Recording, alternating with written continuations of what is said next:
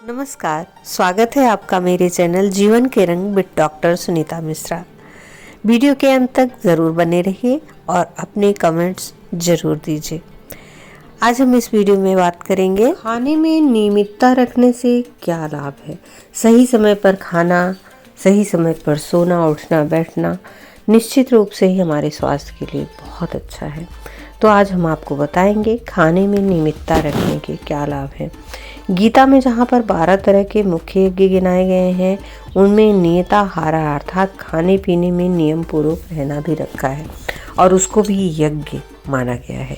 खाने पीने में नियम से रहने से पैसा बचता है, समय बचता है, शरीर अच्छा होता है, रोग से बचाव होता है, विकारों से बचाव होता है, बुढ़ापे के दुख से बचाव होता है, लंबी आयु मिलती है और सद्बुद्धि होती है और साथ ही अच्छे कर्म किए जा सकते हैं। जब हम स्वस्थ रहेंगे, ठीक रहेंगे तो निश्चित ही अच्छे अच्छे कार्य करेंगे। मिताहार माने स्वल्प खाना नहीं है, यह तो साधारण अर्थ है।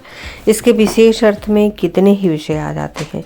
मिताहार मतलब थोड़ा खाना, मिताहार माने हल्की खुराक लेना, मिताहार माने सत्तो गुड़ी मिताहार पदार्थों का सेवन करना, मिताहार माने अपनी परिश्रम से मिला हुआ खाना खाना, मिताहार माने धर्म निष्ठा की कमाई खाना, मिताहार माने अपने भाइयों का भाग देने के बाद उसे खाना, और मिताहार माने अपना कर्तव्य पालन करने पर उसके परिश्रम के उपहार के तौर पर जो खाया जाए वह। मिताहार मतलब जब सचमुच भूख लगे तब खाना। मिताहार मतलब अपनी जठराग्नि के अनुसार खाना। मिताहार माने वह खाना जो अपने अंतःकरण के विचार के विरुद्ध न हो। मिताहार माने भोजन खाना जो अपने शरीर के अनुकूल हो और मन बुद्धि को लाभ पहुँचाए। और मिताहार माने परमात्मा जगदीश्वर प्रभु को अर्पण किया हुआ अन्न, प्रभु को सर्वव्यापक जानकर आत्मा की उन्नति होने योग विधि से खाना। यह तो देश काल के अनुसार, अपनी हैसियत के अनुसार तथा परमात्मा से प्राप्त वस्तु जो खाया पिया जाता है वह मिताहार कहलाता है। और जब यह सब ध्यान रखकर यह विषय सिद्ध किया जाए तब ब्रह्म प्राप्त हो सकता है। इसीलिए हमको खाने पीने के विषय में जहाँ तक बने ऐसे नियम पालने का अभ्यास करना चाहिए और जहाँ तक हो सके मिताहारी बनना चाहिए। खाने पीने के विषय में यह भी बात समझने योग्य है कि अन्न जड़ है और नाशवान है। उससे जो शरीर पलता है वह शरीर जड़ता वाला, रोगाह और जल्द मर जाने वाला होता है। जिसकी नींव ही रही है वह इमारत टिकाऊ कैसे रहेगी।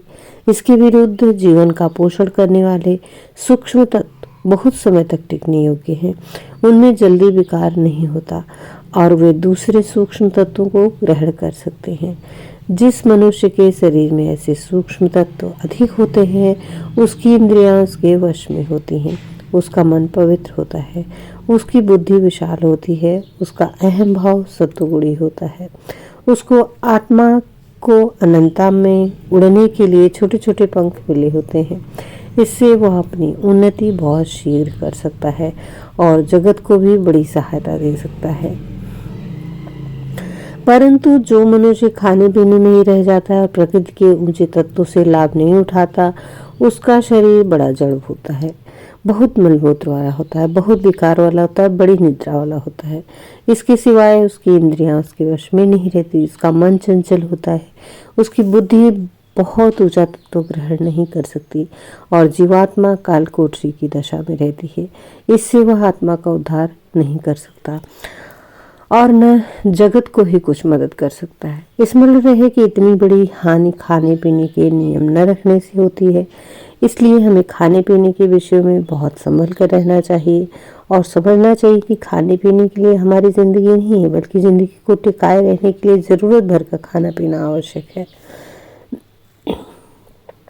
सभी मानते हैं कि जहाँ तक बने हमारी खुराक सादी सिंपल होनी चाहिए, अर्थात पेट के 4 भागों में से 2 भाग अन्न से भरना, 1 भाग पानी से भरना, 1 भाग हवा के घूमने फिरने के लिए खाली रखना।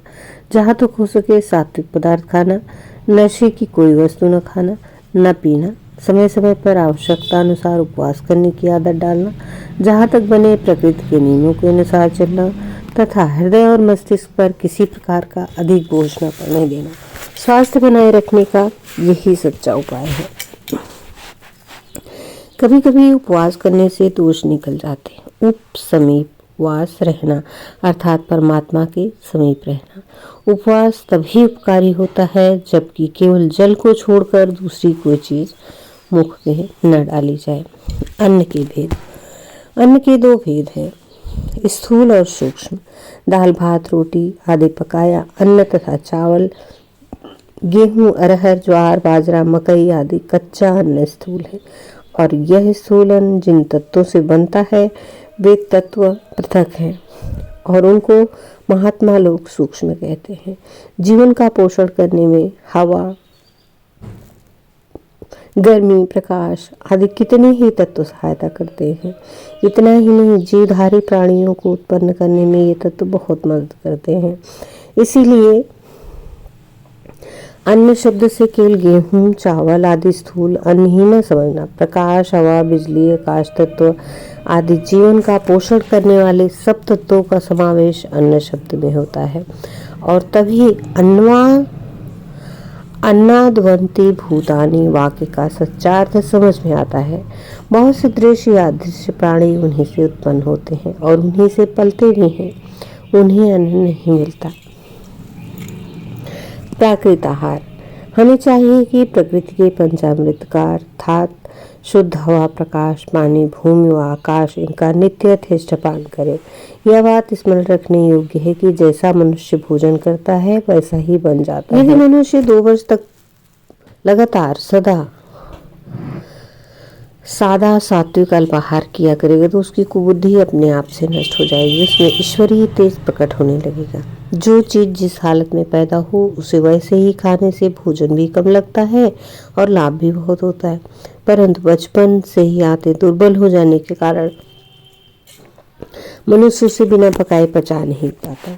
अन्न के पकाने से प्राण शक्ति बहुत नष्ट हो जाती है। इसी कारण अधिक भोजन करने पर भी मनुष्य को तृप्ति नहीं होती। वह अन्य रोगों से पीड़ित हो जाता है। सतयुग में पकाकर खाना महापाप समझा जाता था। पूरी कचौरी आदि पदार्थों की प्राण शक्ति तो और भी चल जाती है। इसीलिए जहाँ तक हो सके प्राकृतिक आहार श्रेष्ठ है। मैदा से भूसी युक्त आटा श्रेष्ठ, भूसी युक्त आटा से दलिया, दलिया से उबले हुए गेहूं श्रेष्ठ, उबले हुए गेहूं से कच्चे गेहूं श्रेष्ठ और जौ से गेहूं बावल चना इत्यादि। दुग्धाहार से दुग्धाहार श्रेष्ठ और दुग्धाहार से पके फल। फलाहार अत्यंत प्राकृतिक और प्राण शक्ति से परिपूर्ण होता है। फल में सूर्य तेज और बिजली बहुत ही भरी रहती है। इस कारण फलाहारी को सहसा कोई रोग भी नहीं होता। फलाहार से बुद्धि तीव्र होती है। हमारे पूर्व ऋषि मुनियों का कंद मूल फलाहार ही मुख्य आहार था और यही कारण था कि इतने तेजस्वी ओजस्वी बुद्धिमान शांत ब्रह्मचारी सदैव दैवी सामर्थ्य से संपन्न थे, जिनकी ज्ञान देखकर सारी दुनिया आज भी हैरान हो रही है। हम उन्हीं की संतान आज निर्मल और मूर्ख बने बैठे हैं। यह प्राकृतिक नियमोल्लंघन से प्राप्त निर्वीरता का ही प्रभाव है। रंग चिकित्सा से सिद्ध हुआ है कि शीशियों की बनावटी रंग से सूर्य किरण द्वारा जो अद्भुत परिणाम होता है उससे असंख्य रोग नष्ट हो जाते हैं। हमने जीवन के रंग पे रंगों से रंग चिकित्सा पर वीडियो बनाई है, उसे आप जरूर देखिएगा। तब फिर फलों के प्राकृतिक रंग द्वारा भीतरी रस सूर्य प्रकाश और बिजली का असर पड़ने से वे फल संजीवनी तुल्य बनते हों तो आश्चर्य क्या है। आगे भी हम बताएंगे कैसे आहार चिकित्सा की जाए। बने रहिए जीवन के रंग के साथ। वीडियो को लाइक करें, ज़्यादा से ज़्यादा शेयर करें और अपने सुझाव कमेंट्स अवश्य दें। वीडियो को शेयर करें, सब्सक्राइब करें चैनल को और साथ ही अपने दोस्तों मित्रों रिश्तेदारों को भी शेयर करें। धन्यवाद। नमस्कार।